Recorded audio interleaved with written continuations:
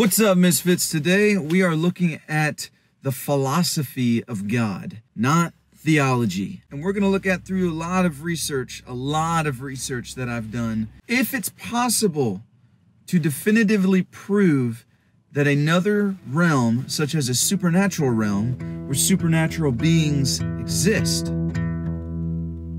What do you think? Let's find out.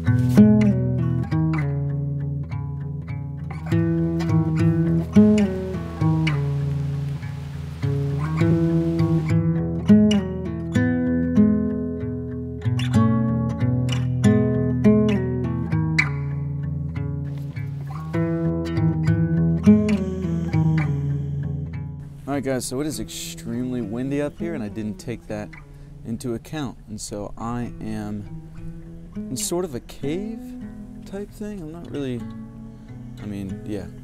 So it's a cave. So, alright, this whole thing of the science of heaven, the physics of heaven, right? I've studied a lot of this on my own time, the philosophy of it, the physics of it, the science of it, and just in search for things. And I've noticed this strange and very interesting pattern, and it's not really a good pattern. So let me start off by explaining the whole multiverse as proof that heaven exists. Basically, the most probable argument for the existence of God, and there are so many holes in the arguments for the existence of God, it's insane. So you have the philosophical arguments, then you have some scientific arguments, then you have historical arguments. But for me, in my ways of thinking and just how my brain works, my thought process was, if we can prove that there is another dimension, another realm. Okay, that was a leaf. I thought it was a snake. Anyway, if we can prove that there is another realm, a supernatural realm, then we can at least start asking the questions, what beings exist in that realm? So then I started looking into other dimensions, and I studied Einstein and Kaluza and Klein and string theory and all these other things. And so, as you know, as some of you know, well, string theory is like the most prominent theory right now of there being an existence, you know, of the Big Bang, the existence of the universe. But string theory doesn't work unless we have 11 different dimensions. Now that dimension, that has changed. It used to be 26 dimensions, then it went down to, I forget how many, and now I think it's at 11 dimensions, and it's the M string theory, I think, is the newest string theory. And so this doesn't work without other dimensions. So I started studying the multiverse to see, okay, if there was another dimension, then at least we could start asking the question, is this a supernatural realm? Is this not? So going back to string theory, the whole reason why they're looking for these other dimensions, why scientists, why physicists, why Christians and atheists are all looking for these other dimensions, is to find out a multiverse. If there was a multiverse, then theists would look at it as there is another dimension, there is another universe, there is a heaven that exists. But when atheists, physicists, everybody else sees a multiverse, they say, actually, that's the exact reason why there isn't a God. And with a multiverse, you lose a necessity for a God. And I'm going to tell you why. There's something called the Anthropic Principle. It's basically a set of 20 numbers-ish. I'm getting this from a lecture from Brian Greene, who's a physicist. There's a set of 20 numbers that define our universe to the exact, decimal point by the 20th number, whatever that is. And if any of those numbers were fine-tuned in any way, then life in this universe would not exist. And a lot of physicists look at that and they say that is evidence for God's existence. And I forget who it is that said it, but they say, if you don't believe that there's a God, then you better believe in a multiverse. So why, if you're an atheist or not religious, would you believe in a multiverse, and then that would prove the existence that there isn't a God? Well, with the Anthropic Principle, that's for this universe. But if there was other universes, which this is one of the reasons why they think that they can't find the other universes, is that there would be a different Anthropic Principle. And so the laws of physics of that universe would be completely different. So they say, okay, so of course there's so many theories of multiverse. There's the bubble multiverse theory, there's the quilt or island theory, there's the dark universe theory, there's the brain multiverse theory. There's so many theories. Some of the multiverse theories say, well, maybe we're sitting on a shadow galaxy.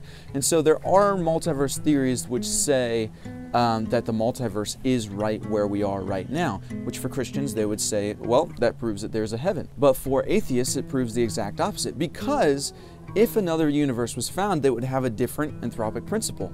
So, one of the most common theories is the bubble universe theory, which says that our Big Bang was just one of basically an infinite number of Big Bangs. And by the way, I could have some of this wrong, so I know there's going to be people critiquing me on this. So for those people, bear with me, you can correct me in the comments, it's all good, whatever. But the bubble universe theory saying that our Big Bang was just one of basically an infinite number of Big Bangs. And in each of those universes, they have their own anthropic principle. And ours just happened to be the universe where everything was tweaked just right so that life would exist. That's why they're saying, if you don't believe in a God, you better have a multiverse.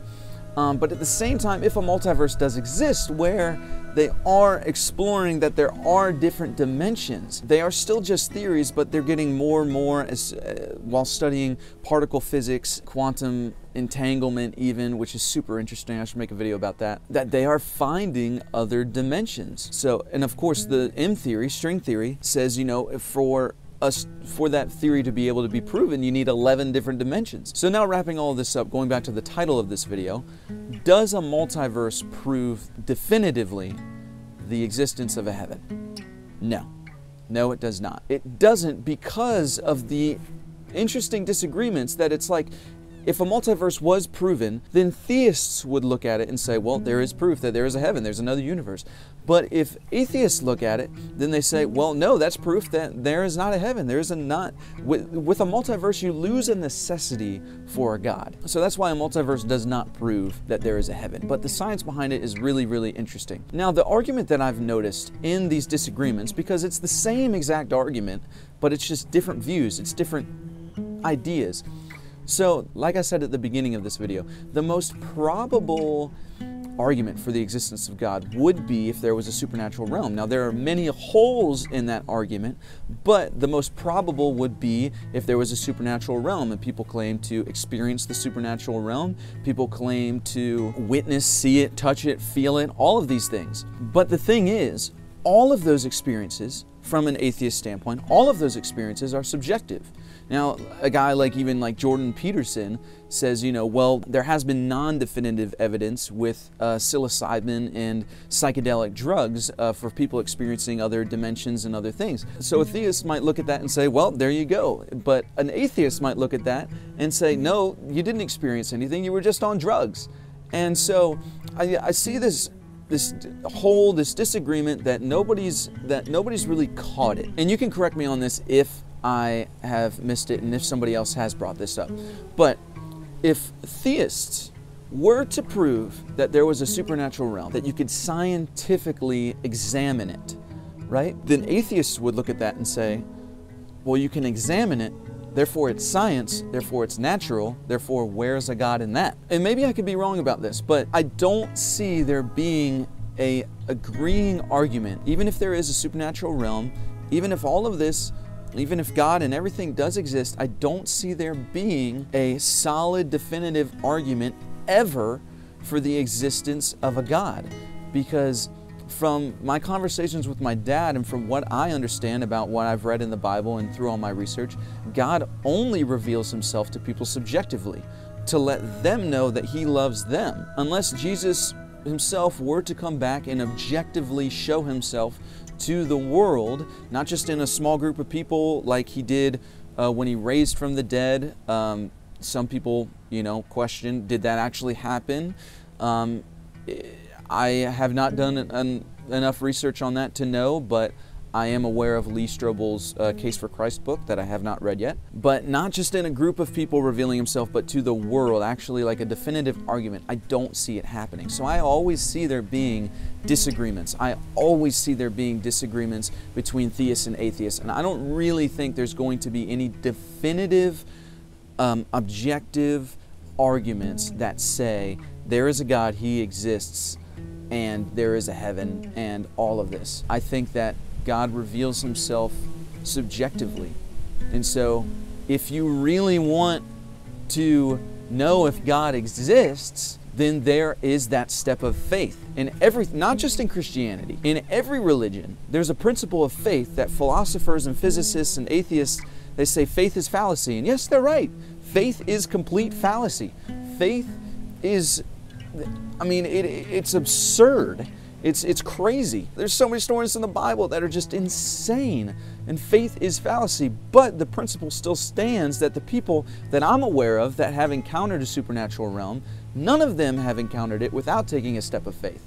So to atheists, I say, if you really want to see if God exists, take a step of faith. And to theists, I say, stop making God the God of the gaps. Where there's mystery, stop saying it's just God, because science will obviously come in and somehow say, no, like in 100 years from now, say it's science. So there's always going to be, look, all to wrap this up, there's always going to be disagreements, and there's always going to be this circular argument that's just, I don't think it's ever going to be solved. And I could be wrong, and that's okay. Well, I'm sure you guys will let me know in the comments. And yes, I did put my username as a philosophical misfit.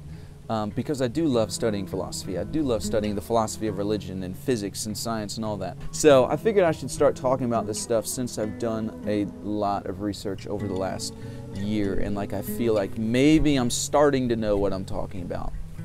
Ish. Anyway, so that's what I got for today. If you like this video, like, subscribe, and share, and I'll see you misfits later. Peace!